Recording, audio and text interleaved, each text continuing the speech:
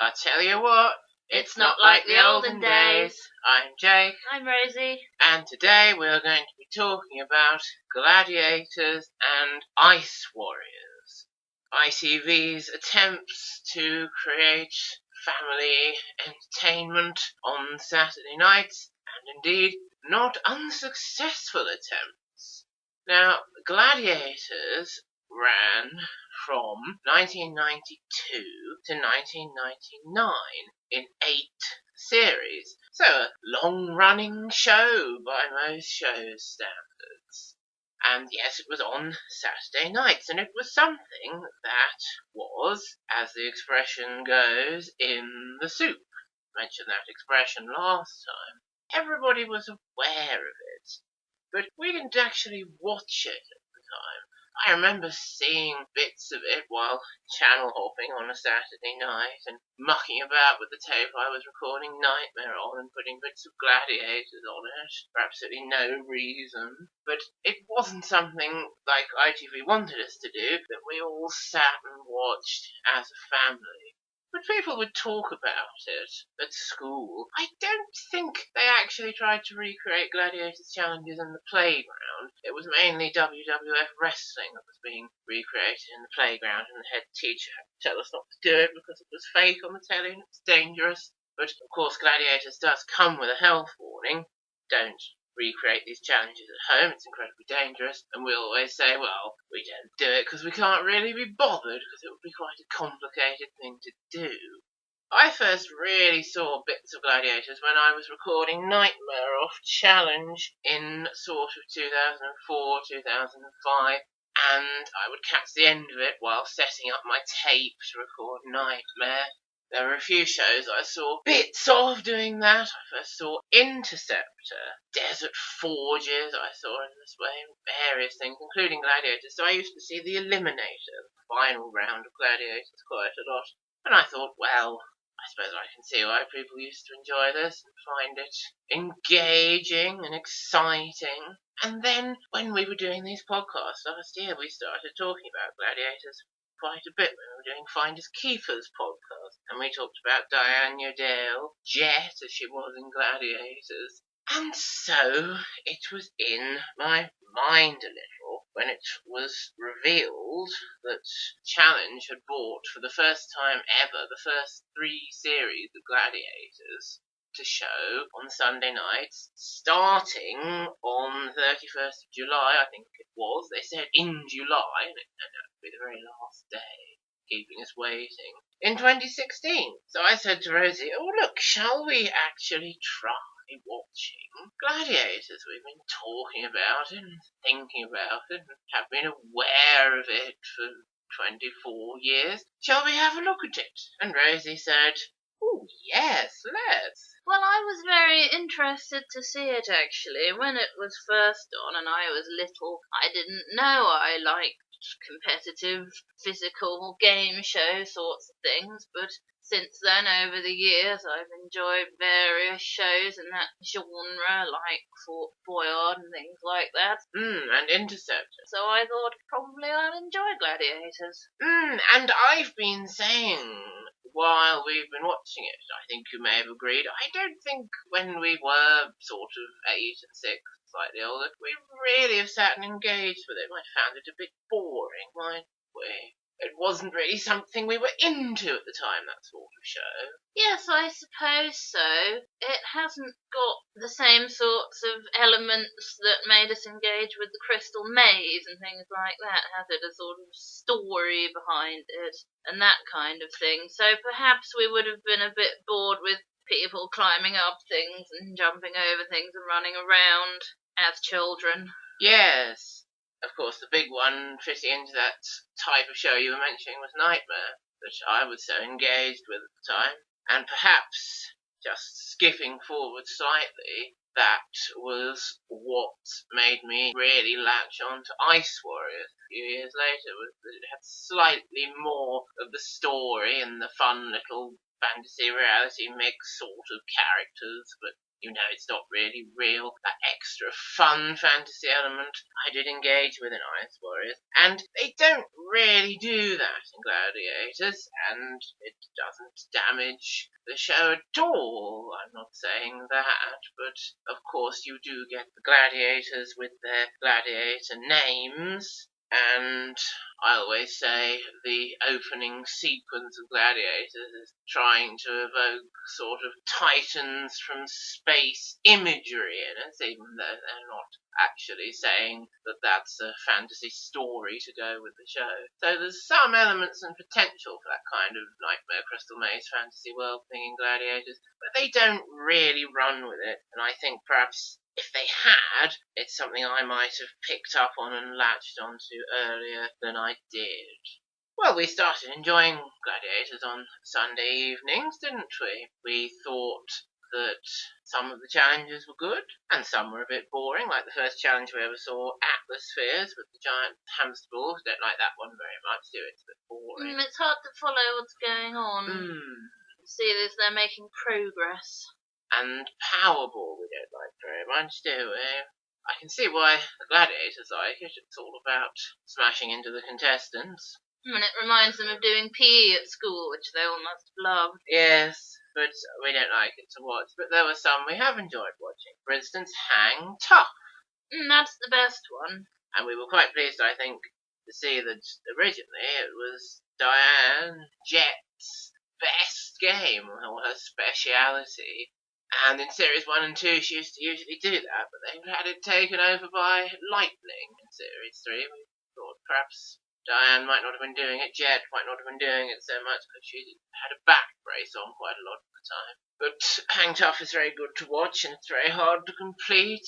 Will they make it over to the Gladiators platform, swinging on the rings? Well, they don't do it very often, but they do it often enough to make it interesting and exciting and not thinking, oh, they're never going to do it. The best bit, of course, is if Wolf is doing it and he pulls the guy's trousers off. That was brilliant. Wolf is the gladiator who I think is most like the original American gladiators in that he's very much playing a part of the big bad wolf in the show, just like sort of WWF, WWE as it is now, wrestlers would do. He pretends to be very mean and pushing people over and stuff. But that was the one time he really came out of character, when he was cracking up after pulling the guy's pants off. And you can tell Wolf is absolutely loving it, really. One of the best bits is when he's going around getting cross in the crowd and he mock attacks Lionel Blair. Oh, wasn't that hilarious? Brilliant. Going up and mock attacking Lionel Blair. That was the last episode of the first series, I think. Who knew that would be so hilarious? I like The Wall. Is that what it's called? The Wall? Oh, The Wall, yes. That was in every episode up until about the quarterfinals of Series 3. It's a good challenge because it's a straight race between the contestants climbing up this wall. Contenders, sorry, is what they're called in that show. Sort of like Dungeoneer or Warrior. Yes, it is. And also, there are gladiators chasing them, so they have to compete against the gladiators, as in all the challenges except the Eliminator. And you can follow their progress quite easily. And if you don't like them, you can shout at the TV and tell the gladiator to get them. And it's a sort of staple of that sort of thing, isn't it, a climbing wall? Yes, very much so. I found it interesting to note that the wall was probably in it so much, partly because it was the one challenge that was always in the studio and fixed to the set, whereas the others they have to lower in and out on these gantries. But it's a good staple and a good one to watch. I also like a challenge that was new for Series 3, which is called Pyramid. It's only half a pyramid, half a Mayan pyramid, really. But it's got steps, and the contestants have to rush up the steps and press the button, and the gladiators are on the pyramid steps, pushing them down. And there was a couple of mishaps on there for Wolf, wasn't there, getting crashed into by the other competitors, so Wolf's competitor made it up to the top. And of course, Wolf has to play up to that and be terribly annoyed. And sometimes you get some good little one-on-one battles on the pyramid, so I think that's the new one for Series 3. Let's talk about the cast a little. we've mentioned some of the gladiators, principally Wolf. It was funny when Wolf was in the commentary box with the commentator, John Sachs, and he was playing his mean wolf role. He was being funny by saying someone had pushed Saracen off the dual platform when there was nobody on there at all. They're elevated and there's clearly no one around. Another thing he said was, John Sachs was saying, what do you think of Saracen's tactics? He went, Saracen's bashing him good. Yes. Which I enjoyed. Wolf in the commentary box was great, much better than having the American host in there and stuff like that. They also had Saracen in the commentary box once. He was not so funny as Wolf, but it was fun to have him there. They don't seem to have really done that after sort of Series 1. Perhaps they thought it wasn't such a good idea, but I thought it was rather good fun. And speaking of John Sachs as the commentator, he's terribly sexist, isn't he? Even for the time. What a pig. He's a sexist pig. Look at those girls, don't they look fantastic? I wouldn't mind having lightning tugging me off of the wall and things like that. He even does it about the male contenders' girlfriends, which they really haven't signed up for sitting in the audience. It's disgusting. It's absolutely disgraceful. And you never get away with it now.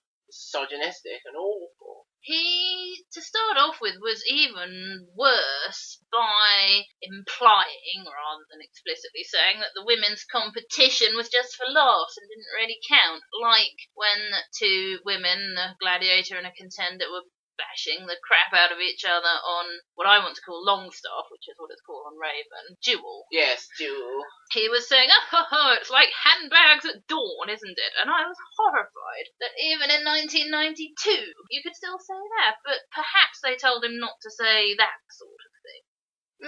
He obviously had this ingrained attitude, whether it was conscious or not, that it was coming across that the women's one was a bit of a laugh, and right, that's the proper thing, the men's thing.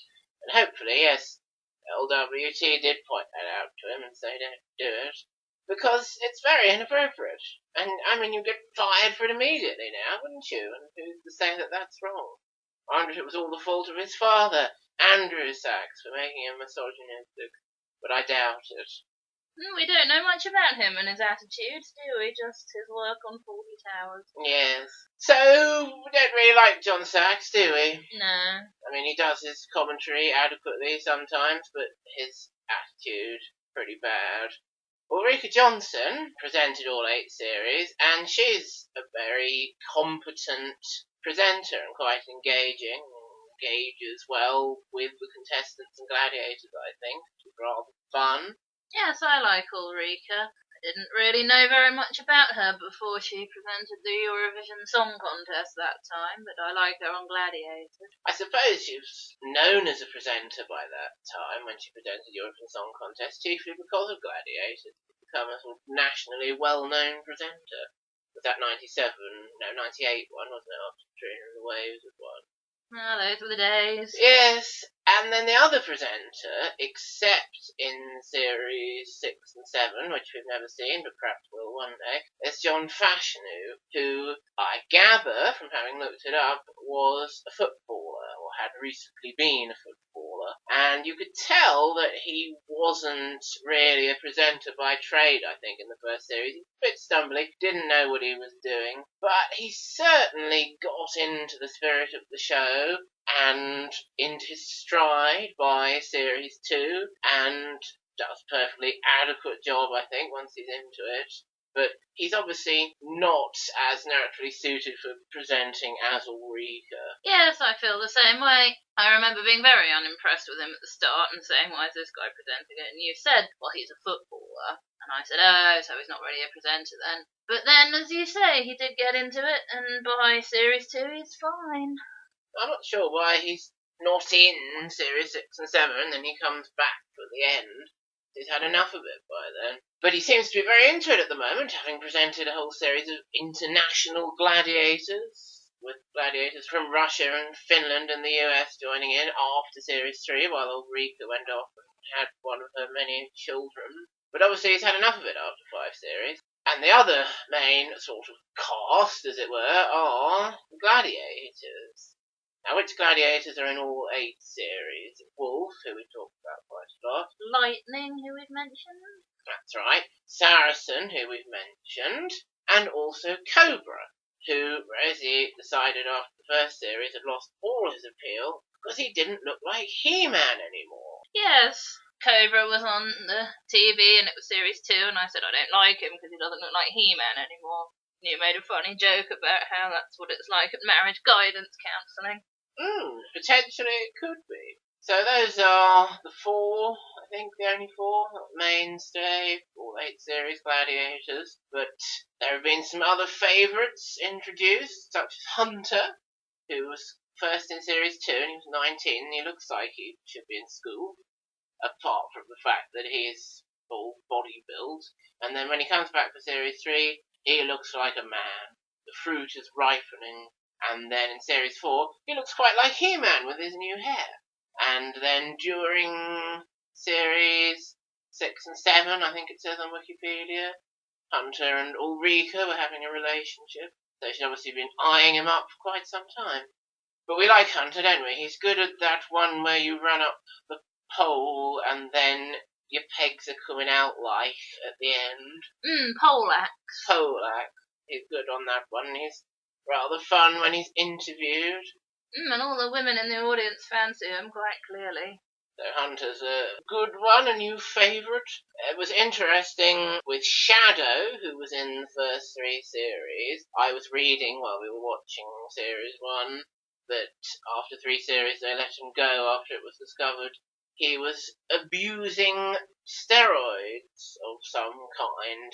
He has a lot of popping outy veins more than the other gladiators, and his eyes are obviously full of some sort of strangeness, and he sweats so much. Not surprising to learn that he was being aided in his performances by drugs, and of course really every result involving him from the first 3 series should be null and void. Especially if one contender was against him and the other one was against a gladiator who wasn't on drugs.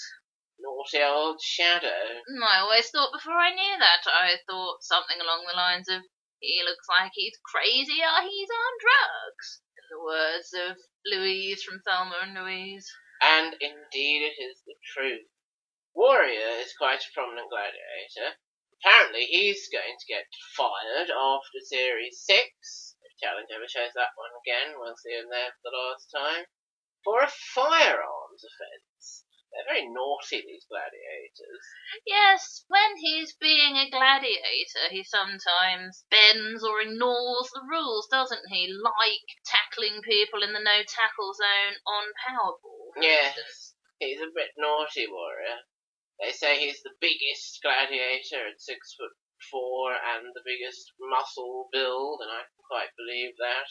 So perhaps he feels invincible even by the police, and he was proven wrong in the end. Despite the fact that he dislocated his knee in one of the Atlas spheres. That's right, because he's a rugby player, isn't he, and it was an old injury. And now he can't really do Atlas spheres anymore because his knee will come out.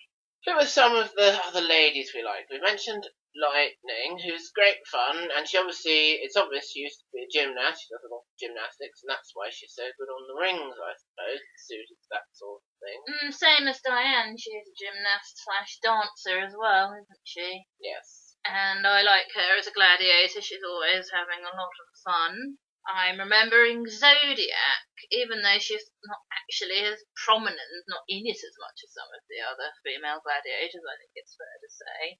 One thing I always remember is when they're playing that game where the contender has to run backwards and forwards across the bridge, and the gladiators have to throw wrecking balls at them, but obviously not real wrecking balls. I don't know what else to call them. The contender was running past Zodiac to the end, and I was thinking, why doesn't Zodiac throw her ball at her? And then she turned round and came back, and Zodiac just perfectly timed throwing the ball on the way back and knocking her off, and I was very impressed. That was very good. You could see Zodiac gauging that perfectly, and it worked. They all seemed to like Zodiac, all the Army and Navy men, didn't they, on that Army and Navy special at the end of Series 3. They're all catcalling her and so on. Rather inappropriate. She's one of the taller, sort of slimmer, less muscular ones. They must go for that sort of thing. And she also looks a bit like Steffi Graf. Oh, so she does, yes. One they feature quite prominently and have made a lot of character out of is Nightshade. I think is the tallest, most muscular female gladiator. She is very good on poleaxe. Yes, she is, because she's quite long. And she's quite engaging, and they even had her doing a little bit of presenting on that one with the Army and Navy, where John Fashanu was presenting alone, because Ulrika was off having her baby. They got Nightshade to interview the person, the man she'd just been chasing up the wall. She was quite engaging as a presenter. I thought she'd probably not going to get that much more chance to do it. Yeah, she was quite good, and she was a pentathlete in a former life, as it were. And it's very annoying because she was telling us she was a pentathlete and they didn't have women's heptathlon in her day. And then everyone goes around saying she's a heptathlete. There's also Panther. She was off for a bit because she hurt her back doing that thing called tilt, where you stand on these tilting tables and you basically do a tug of war, and she got pulled off and landed sort of on her face and her legs went flying over the back of her head, and you go, oh, watching that, you see exactly how she hurt her back. That was nasty. And Falcon, who did poleaxe once and was rubbish, and everyone was saying, oh, Falcon should be good at this because she's a bird and she can fly, but if you look at it more from the point of view that birds aren't really very good at climbing, that makes more sense, and she wasn't very good at that one. So that's really part of the show's success, having the gladiators be characters. Well, not in the sense of fictional characters, but engaging parts of the show, a bit like the professionals on Strictly, something like that. Yes, that's right. Something Strictly has over dancing on ice, but perhaps we better not talk about that now. Exactly it. And obviously you do get some turnaround gladiators between series. I was interested to see at the start of Series 3 that it was exactly the same gladiator as Series 2, which isn't always the case. But now that we've moved on to Series 4 on Challenge, I wasn't sure, are they going to go back to the beginning again? Because I knew they'd bought Series 1 to 3, but they have actually had enough success and ratings on Sunday night, it seems, to get Series 4 as well, which is pretty exciting. At the time of recording, we just met Amazon, who's the other female gladiator we know. After Series 4, we don't know the new ones, do we? No. So they're not going to get a mention. And we met the two male new ones. Rhino, who's short but very heavily built, like a small Sumatran rhino. He's just like a real rhino. It's excellent. And what's the other one called? Raider? Raider. And I can't remember getting much of an impression of him. Sorry, No. Raider. Maybe in the next few episodes. I think he only did pursuit in that episode. I don't think he caught the person. And of course we've lost in Series 4 Shadow with his drugs and one of the ladies, I can't remember which one. Yeah, and there's another new gladiator, Vogue. So you've got two new men, two new women, and one of each gone. I don't think Vogue is a very good gladiator name. It's not like an animal or something from space or sort of very powerful. It's a fashion magazine. Makes no sense. And she's got a picture of like Madonna or something on her leotard. It's really weird. But anyway, I haven't got much of an impression of her yet either. I do remember that Amazon was taking a very long time to pull a lady off the wall because she wasn't climbing up and getting a better hold on her. And I think actually she didn't make it before the whistle went, so the woman got points. So far Amazon hasn't been very impressive, but it was only her first go. And she's that swimmer, isn't she? Sharon Davies. Yes. And she's been on Dancing on Ice and Celebrity Come Dine with Me and things like that. So there we go. We're looking forward to seeing the rest of Series 4 unfold on Sunday nights, and who knows, maybe they'll end up reacquiring and showing all 8 series on challenge. That would be very interesting. Thinking about the end game on Gladiators, we have discussed in other podcasts how some game shows have too much emphasis on the end game, and really all the build up to it doesn't count for much in the end. I think Gladiators is slightly guilty of this. For every point you're ahead at the Eliminator, it's half a second head start over your opponent. So, unless you're about 10 or more points ahead, it's unlikely really to make any difference. I've said from the start it should be 1 second per point. That'd be better, wouldn't it? It's not enough. Then, like in Series 2 and 3 of Raven, with the last stand there, what you do is the important principal factor, what you do during the whole thing, in how you do in the end game, rather than just the end game being completely decisive and the rest not really mattering that much. You can be 10 or 20 points ahead and be absolute crap at the Eliminator and still lose, which has happened once or twice. So yeah, as an end game, I think it works, but the head starts are wrong. Rather like the second version of The Last Stand on Raven, in some people's opinion. They made a couple of changes to the Eliminator after the first series. The first is putting in the balance beam before the Travelator, which I think is quite a good idea. You do have to be careful there not to rush and fall off and get overtaken. Yes, it means that there's something you could fall down on before the Travelator, which there isn't really once you get to the zip wire, is there, before the balance beam comes along? That's right. The other thing they did was change paper burst at the end, where you come through the paper on the rope to see who's won.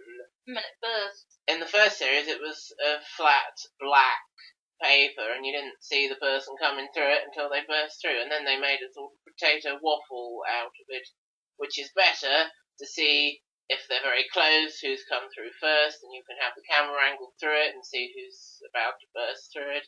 It's just more exciting to watch. It doesn't exactly burst anymore, though, does it? It's not nearly so spectacular when they do come through it. Another thing that bothers you is that they don't break the hold of the paper off. Oh yes, I like it when they break the whole of the paper, otherwise it's not very neat. With the potato waffle, the grid, it sort of supports itself, doesn't it? And you don't break the whole thing bursting through it. I remember when we were first starting to watch it, I described the Eliminator to you quite accurately from my watching the end of it before recording Nightmare. I remembered various bits of it, and I was surprised to see the ladies do hand ladder. And I said, I think they're going to replace that with a hand bike later in the show's run. And then the men started doing it with hand bikes straight away. Not sure really why the ladies can't do hand bikes. Hand bikes aren't for girls, are they? You need upper body strength, okay, but you also have to support your own weight. So maybe girls can do it, I don't know. I've never seen a woman doing a hand bike, have you? No, I don't know if they've ever done it on Fort Boyard that we've seen. Maybe not. I think they always get the boys to do it. So, I don't know, maybe a slight arbitrary difference there in the men's and women's Eliminator. So there we are. Gladiators, something we've been enjoying recently and have been aware of for 25 years, and well worth a mention. Now, I was checking before doing this podcast exactly when Ice Warriors was on, and checking that it was also ITV, LWT. And yes, it was. Ice Warriors in its single series was on from January to March 1998. And Gladiators, I think, was on in sort of spring, summer, May, June sort of time. So, obviously, with Ice Warriors being quite similar to Gladiators, except it all happens on the ice, ITV were hoping to have Gladiators or something Gladiators-like on television for most of the year. But, as I say, it only had this one series, Ice Warriors, but then I suppose, as it was 1998, Gladiators had its final series the next year, so maybe Ice Warriors had missed the boat slightly. But yes, it really is Gladiators on Ice, basically, Ice Warriors. And when it was first on the Saturday nights in early 1998, we did watch it. And as I was saying, I did rather like that it had these slightly fantasy elements that in no way had anything to do with the show, but they were just slight hooks for the imagination, I thought was rather fun. But perhaps what it didn't do was really feature the Ice Warriors themselves, their version of Gladiators, as characters. Perhaps they were more fictional characters and less getting to know them as people and parts of the show, which perhaps was a bit of a shame because they didn't used to interview them and have fun with them in the same way that they did with the Gladiators. But what they did do with the Ice Warriors was give them all these fake characteristics, and you would see their statistics pop up for the challenges, and they give them little top trump scores and things like combat and magic and things, which has absolutely nothing to do with the show, but I thought was great fun, and I engaged with a lot. But like Dancing on Ice, we didn't really get to know them and to have them and their personalities as part of the show. Funny that always happens with ice shows. Now, as I say, they did have this sort of fantasy story element to Ice Warriors. Now, I was looking for clips of Ice Warriors a little while ago to remind myself of it, and all I could find was about the first 10 minutes of the first episode, and it has this backstory set up, which is part of the show but not part of the show. It's just a bit of fun. After the new millennium came a new ice age, and the Ice Warriors have come back in time to prepare us with their challenges to face the new ice age. It's a load of nonsense, but just rather amusing and engaging, I thought. I was never sure, and I don't think they were either, whether they were in 1998 doing the competition at an ice rink, or they'd taken the contestants forward in time to test them in the future. I think there was some inconsistency about that. That's right, there is, because you watch that opening and it says they've come back to test us, and then they go to the host, Danny Bear, and Danny Bear goes, "Hi, I'm Danny Bear and welcome to the future." And we're like, oh, so are you in the future or are they in the past? I mean, should have got that sorted. And she wasn't really selling it at all, I didn't think. It was quite an unflattering impression you just did, wasn't it? I do remember you watching that, and I was around and I heard it, and I thought, oh dear, she's not that engaging as a presenter, is she? She's a bit of a John Fashanu. Perhaps she's going to get into it later, but I was surprised to see that. I think, though, she got picked for her looks and her ice skating ability more than her presenting ability. Yes, Sorry, Danny Bear. I think that's probably the case. Maybe she got more into the sort of half-fantasy element during the series, which obviously wasn't really engaging with it or bringing it to life for us in any way, like Ed Tudor Pole would do and Michael Underwood wouldn't do in that first sort of scene. I suppose the main sort of character, as it were, is the Ice Master, Shem Jadir, who would announce the challenges. It's a bit like the Treguard of the show, the sort of beard, big, deep, booming voice. And I always used to rather enjoy him as a character. I liked him. And I like the bits where Danny Bear would go up and talk to him. How do you think it's going so far, Ice Master? Excellent! And he puts his arm round her. He was very good, I remember. It would be nice to see if she did get into it a bit more and they developed a bit of a dynamic. I don't know if they ever did or not. But it's funny, in that first 10 minutes I found online, when the Ice Master is saying, "On the ice plane are my Ice Warriors," and then he says their names, which are very grand and exciting and fantastical, and I'll read them all out in a minute from the list I made. And then he says, and also on the ice plane, for the city of Northampton or something, Michelle. And we laughed at that, didn't we? Michelle is the funniest name you could possibly say it with, I think. That was very good, a bit of a clash there. Everything was a city, wasn't it, even if it wasn't? I remember the city of Whitley Bay was one once. That's right, that's possibly even the first episode. Ah, that's probably why I remember it. That's right, wherever they're from he'll say the city. So yes, Northampton isn't a city, it's one of the largest towns in the country, like Luton. But whatever it was the city of something. And you could perhaps infer that in the future they were all the city of something. The ones that had survived the Great Ice Age, had automatically earned city status. And the other little character they had was Schnaps, the Ice Goblin. I always forget him. And he sort of goes around doing things to the contestants to amuse us, like poking them and stuff. And sometimes see the Ice Master telling him off and stuff. Now, what's he there for then? Why did he bring him? Don't know, really. Like a sort of light relief clown, court jester, I suppose. It doesn't really make sense. It should have some function in the story. And really, yes, the challenges are basically gladiators on ice. I mean, what are they called? They're called things like Polar Pursuit and Avalanche. The only thing I can vaguely remember that they actually did was skate round and round and round and pick up flags. I think that's Polar Pursuit. That sounds right. And what did the Ice Warriors try to do? Catch them? Is that how they stop them? And stop them in various ways. There's one called Porcupine where they have to put discs in the back of this metal porcupine and the Ice Warriors have to stop them in some way. Very like Gladiators, and none the worse for it, I'm sure. But yes, what the Ice Warriors themselves gained in kind of fantastical, mystical backstory, they lost in actual real characterization, which I think is a shame. But I will read now the full list of Ice Warriors. Sharak, the Avenger, Dragar, the Merciless, Krell, the Tormentor. So they could all have all sorts of interesting backstories. Yes, they don't really do those things in the show, do they? That's the problem. Their names aren't relevant to the show and their roles in it, which is a shame. It's rather like the 2005 Lion, The Witch of the Wardrobe, where the four Pevensey King Queens have their addendum names, the Just, whatever, before they've actually earned them. Karlak the Drifter. We used to laugh about that because Drifters was chocolate at the time. Morka the Fireblade. Thorgon the Beast. Rax the Destroyer. And here's a couple of ladies. Marax the Vixen.